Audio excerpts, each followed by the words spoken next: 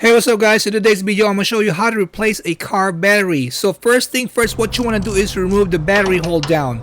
Okay, lefty loosey.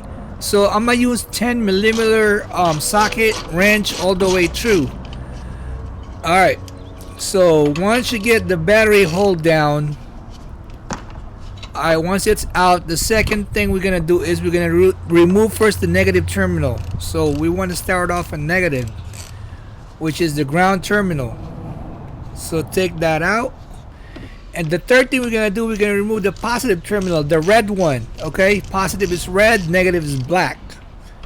All right, I'm gonna use the flat tip to fry them out because it got stuck in there. Okay, what's next? The fourth thing we're gonna do, we're gonna take him off. Well, that's not the fourth step. We're gonna put the new one in.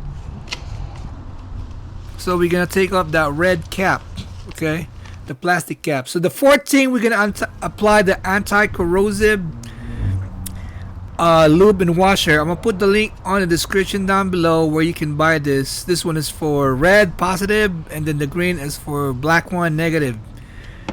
So we're gonna install the battery hold down. Okay, so we're gonna go backwards. Make sure it's nice and tight, and then we're gonna start with positive, the red one. Make sure it's nice and tight, don't manpower it. And then we're gonna install the negative terminal. That's the last thing. So install it back up, nice and tight, not overpower it, nice and snug. What you want to do, make sure everything is not moving, everything is secured, and that's it. Voila.